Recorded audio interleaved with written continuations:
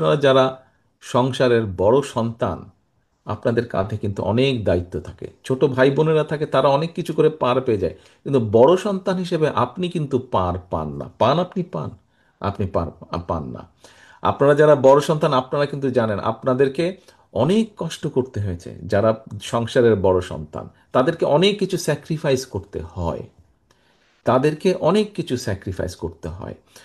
সংসারের অন্য ভাই বোনরা অনেক সময় অনেক বিষয়ে ঠিক আছে, তাদেরকে ছাড় দেওয়া হয়, কিন্তু বড় ভাই বা বড় বোন বা বড় সন্তান যে থাকে, তাকে স্যাক্রিফাইস করতে হয়, তাকে অনেক কিছু মেনে নিতে হয়, তাকে অনেক কিছু ছাড় দিতে হয়। প্রিয় সহকর্মীবৃন্দ, একটু আগে আপনারা সবাই বললেন, একমত প্রকাশ করলেন, এটি আমাদের কথা না, এটি এখন সব ধরনের মানুষের কথা। বিএনপি এই মুহূর্তে বাংলাদেশের সবচাইতে বড় রাজনৈতিক দল। সহকর্মীবৃন্দর, বড় রাজনৈতিক দল হিসাবে আমাদের দায়িত্ব বড়।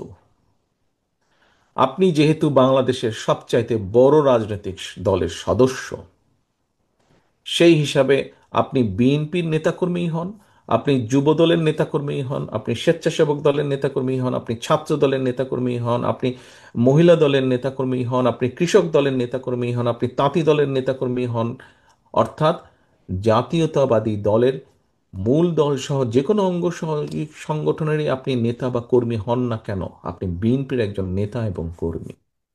এবং সেই হিসাবে আপনার দায়িত্ব, একজন রাজনীতি কর্মী হিসাবেই হোক, একজন মানুষ হিসাবেই হোক, একজন বাংলাদেশি জাতীয়তাবাদী শক্তির কর্মী হোক, আপনার দায়িত্ব সবচেয়ে বেশি দেশের মানুষের প্রতি এবং দেশের প্রতি।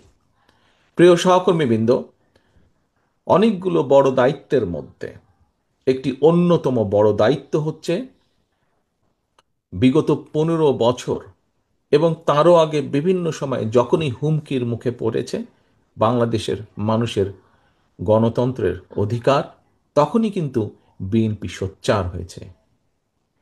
বিএনপি রাজপথে নেমে এসেছে, নেতাকর্মীর মাধ্যমে জনগণকে সংগঠিত করেছে এবং ধীরে ধীরে রাজপথে গড়ে তুলেছে আন্দোলন জনগণকে সাথে নিয়ে।